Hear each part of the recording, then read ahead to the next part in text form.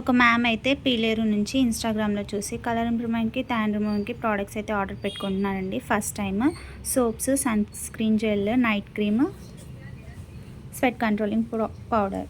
ఈ ప్రోడక్ట్ ఎలా యూజ్ చేయాలంటే డైలీ మార్నింగ్ నైట్ ఈ సోప్తో ఫ్రెష్ అవ్వాలండి.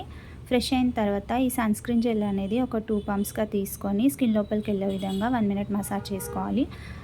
ఈ సన్ స్క్రీన్ జెల్ పెట్టుకున్నాక పౌడర్ వేసుకోవచ్చండి.